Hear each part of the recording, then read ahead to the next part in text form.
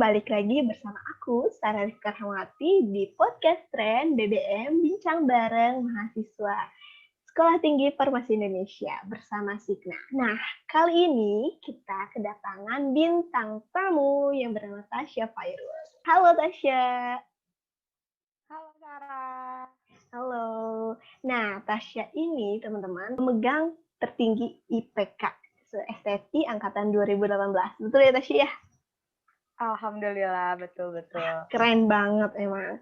Gak cukup mengenal baik Tasya yang dimana pribadinya itu super rajin dan teliti ya. Enggak, teman-teman, enggak. Itu bercanda. Sarah itu bercanda. Enggak ya. Itu beneran kok guys. Nah, kita kenalan dulu yuk. Tasya ini pernah menjadi sekretaris Karang Taruna pada tahun 2016, jadi ketua divisi acara Karang Taruna dan Kabid KPSDM SMAFI. Wah, aktif juga ya Tasya. Alhamdulillah, kurang lebih seperti itu. Oke, jadi mahasiswa terbaik di SFI. Terus aktif di SMAFI. Iya.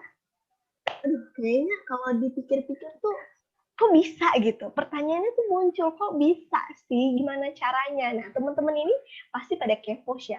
Gimana sih caranya Tasya menghadapi kesibukan Tasya di dalam dan di luar kampus? Ada gimana tuh Tasya? Kalau di dalam kampus dulu kali ya, menghadapi kesibukan, mungkin kalau tadi dibilang mahasiswa terbaik ya, tadi lu bilang ya? Ya. Gue tuh bukan mahasiswa terbaik, gue tuh intinya gini teman-teman, jangan pernah ingin kayak IPK tinggi. Jujur gue dapet IPK tinggi seperti itu aja gue kaget, tapi selalu pikirnya sebagai mahasiswa berattitude terbaik. Keren, emang sih, mantap. Kalau karena attitude itu kebawa gitu, gue selalu berpikir kayak yaudah kalau IPK gimana nanti gitu, IPK hasil akhir, cuman gue mengusahakan dapet IPK bagus, tapi lebih kayak ke gue harus attitude-nya lebih baik gitu ya, itu awalan dulu ya sebenarnya. Sebenarnya itu basicnya nggak sih? Jadi iya, kalau fondasinya nggak bagus, apa sih percuma kayak gitu ya Syah? Iya, benar. Apalagi kalau misalnya kita attitude udah jelek, terus kan namanya juga dunia kampus ya, dunia mahasiswa. Kita kan nggak samain kayak SMA. Kalau misalnya ke guru kayak, buat tubuh gini kan kalau ke dosen apalagi kita harus sopan banget gitu ya. Bahkan kan chat aja kita ada ketentuannya kayak gitu. Nah, jangan kayak ingin IPK tinggi, tapi kayak attitude-nya tuh jelek gitu. Soalnya kayak percuma aja kalau menurut gue ya, karena gue lebih suka orang yang berattitude baik gitu dibanding kayak lo udah pintar tapi lo attitude jelek, kayak buat apa gitu sih gua. Iya benar banget. Nah, untuk meraih itu Tasya juga punya struggle kesulitan kan. Boleh tahu gak sih kesulitan terbesar lu di dalam kegiatan akademik selama ini sejauh ini? Kalau kesulitannya gue paling males ya. Males itu benar-benar kesulitan terbesar lah gitu, soalnya ya lu juga pasti males kan. Iya, everybody. Iya, everybody always lazy gitu kan. Kayak, apalagi kalau udah bangun tidur kayak gitu-gitu.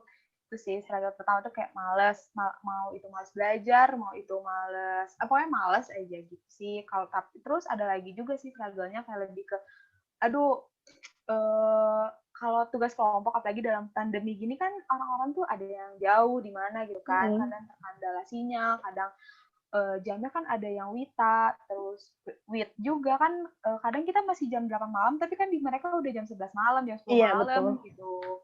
Itu kalau waktu ya. Iya banget Kak.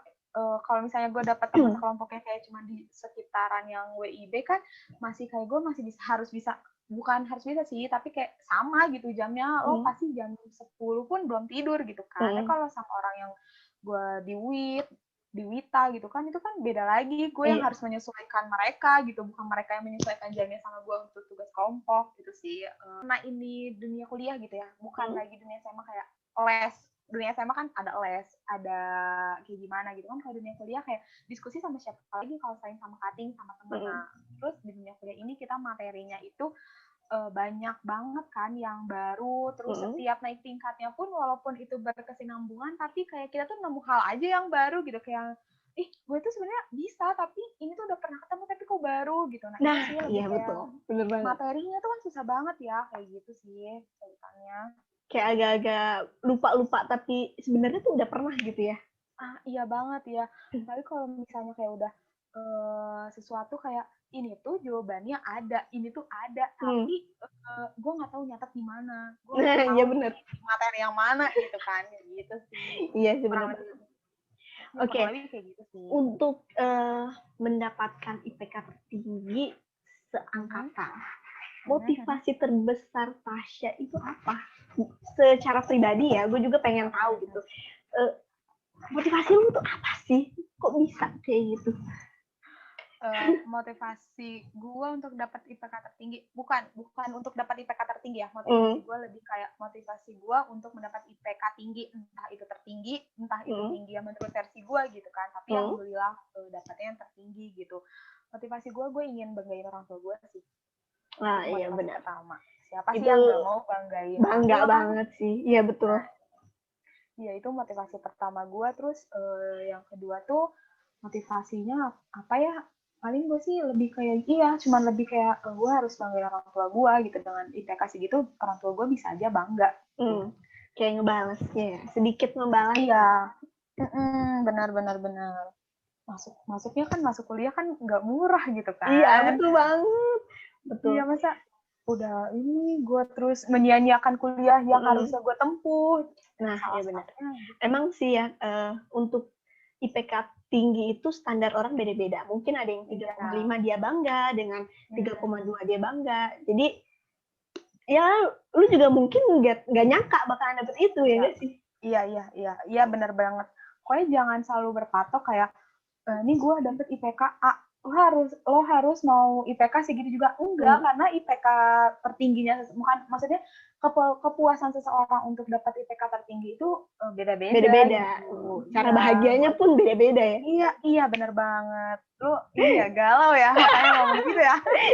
Enggak. Nah, Syah ngomongin soal motivasi ini. Bagaimana gaya belajar Tasya untuk meraih IPK tinggi tadi? Kayaknya gaya belajar gue sama lu sama deh. Kayaknya ada bedanya. Sama. Kayaknya sama deh. Apa nih bedanya? Gue juga bingung ditanya. Enggak, ada bedanya nih pasti nih. Apa nih? Kok kayak selebgram itu ngomong ya jadinya? Apa bedanya? Gayanya gimana? Ini cara belajar gue ya. Ntar kita bandingin sama gaya belajar lu ya. Oke. Kalau gaya belajar gue sama. Gue SKS, sistem kebut semalam. Terus mau ujian, gue baru belajar. Terus, nih, Sarah, teman-teman gini ya, Sarah ini salah satu orang yang selalu minta rangkuman ke gue.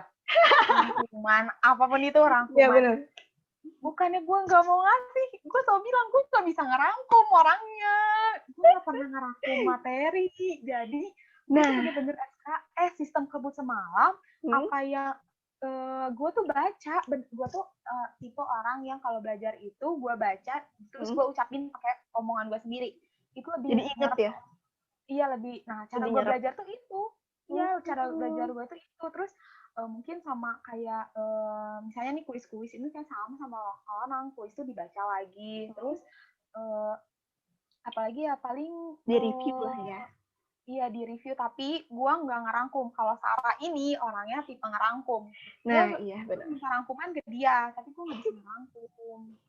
Enggak guys, jadi gue tuh mengumpulkan rangkuman dari orang-orang. Dari Tasya, dari Cindy, dari siapapun itu orangnya. Gue baca nih, gue kumpulin, nanti gue baca, gue ambil yang penting-penting itu apa. Karena kan tipe ngerangkum orang itu beda-beda ya. Ada yang banyak, ada yang cuma poin-poinnya gitu. Jadi ambillah yang paling pentingnya dari orang-orang ini. Gitu sih. Lu udah ngerangkum, terus lu rangkum lagi gitu ya? Nah itu, jadi dirangkum lagi. Gue sama Sarah tuh, kita berdua suka diskusi. Apalagi akhir-akhir ini ya, Sar, kita sering diskusi. Entah itu kayak kemarin tugas kayak gitu. Tapi sebenarnya ada teman kita satu lagi, namanya Febi. Kita suka diskusinya bertiga ya, Sar ya. kita selalu berdiskusi bertiga sampai malam, kadang sampai jam 11-an kayak gitu-gitu. Nah, ya betul. Gila, Tasya tuh pol banget sih. Dia sekali dikasih ilmu langsung masuk. Kalau gue kan harus di-review dulu nih dari orang tuh gimana. Pandangan orang itu gimana. Lu peres sama gue ya, Sarah? Enggak beneran. Nah, Sya, ngomong-ngomong tentang gaya belajar. Ada nggak sih kesulitan Tasya dari sebelum sama sekarang saat pandemi kayak gini? Tentu kan beda ya, Sya. Dari yang dulu kita offline sama sekarang kita online itu beda banget. Dan kebanyakan kalau kuliah online itu kita kayak, ya apa sih yang dipelajarin kok masuk tapi nggak ada yang nyangkut gitu. Jadi masuk, numpang lewat gitu kan. Kesulitan Tasya tuh apa dalam hal mengikuti perkuliahan ini selama pandemi? Sebelum dan sesudah pandemi. Sesudah pandemi aja dulu kali ya. Oke. Soalnya nanti kita bisa compare. Kalau sesudah pandemi itu, maksudnya sekarang lagi pandemi sih kesulitannya benar apa yang tadi dibilang sama lu, Sar. Kayak apa yang materi itu cuma selewat aja gitu. Kayak cuman dosen tuh A. Kita nyerapnya A. Kita nggak bisa lagi nyerap B, C, kayak gitu. Karena untuk bertanya pun apa ya, lebih kayak ke halang waktu gitu loh. Maksudnya kayak pertama halang waktu, halang sinyal. Kalau halang waktu mungkin karena kemarin kita belajar satu mata kuliah 1,5 jam ya kurang lebih ya. Nah itu kan sedangkan materi dari dosen kan banyak. Terus kayak tuh kadang kalau gue ya dosen berjelasin tuh gue tuh suka bingung mau nanya apa karena ya namanya juga mahasiswa suka bingung nggak sih kalau nanya apa gitu kan. Nanya apa padahal masih belum paham gitu ya. Iya banget. Nah kesusahannya tuh biasanya kalau offline itu ini nggak apa-apa ya sekalian compare aja ya. Kalau offline tuh kalau gue nggak ngerti di kelas setelah semua orang keluar, lu tahu kan Sar, gue orang yang paling lama keluar kan? Iya. Dia lama kayaknya semedi dulu deh di dalam kelas. Gue tuh suka nanya dulu ke dosen kalau misalnya, Ibu maaf, ini tuh maksudnya gimana ya? Terus apalagi gue tuh ingat tuh ada dosen mikrobiologi. Gue tuh waktu itu nggak ngerti tentang apa gitu, terus gue tuh malu di situ nanya, gue malu karena di situ posisinya bukan cuma angkatan kita aja, ada angkatan yang lain kan, gue malu, terus semua udah keluar, gue nanya ke dosen, Bu maaf maksudnya ini tuh apa, gue tanya, makanya kesusahannya itu sih, gue nggak bisa nanya ke dosen dengan pribadi walaupun chat kan nggak sopan ya jatuhnya kayak ini kayak gimana gitu, kalau langsung kan maksudnya masih punya kayak space waktu untuk bertanya gitu, nggak sejauh yang online gitu kan. Terus kesusahannya lagi tuh mungkin kendala sinyal ya kesusahannya karena kita dengerin dari Zoom kayak gitu. Terus entah itu sinyal gue yang kadang error, entah sinyal dosen yang kadang error kan jadinya tuh gue baru di A, kadang dosennya udah di B karena sinyal gue atau enggak. Pokoknya tuh dosen udah di A, gue masih di mana, entah itu karena sinyal. Iya, bener banget, kayak gitu. Banyak sih sebenarnya kesusahan-kesusahannya, cuman kalau dirangkum sih kesusahan selama online itu ya, gitu. Tentang pasti kendala sinyal sih. Iya, kendala sinyal tuh jadi problem utamanya sih. Iya banget. Dari kedua belah pihak. Nih, dan satu lagi nih, tolong kamu sih online, pasti kan orangnya udah sholat subuh tidur lagi dong. Nanti mepet, ya kan? Benar. Iya sih, gitu. Iya pasti masuknya tuh 5 menit sebelum kelas dimulai gitu kan. Iya kayak gitu. Itu kesusahannya tuh bangun jauh sebelum waktunya gitu sih susahnya. Gitu. Terus dia agak kurang semangat ya kalau misalnya nge-Zoom itu karena kita bosen yang dilihat laptop lagi.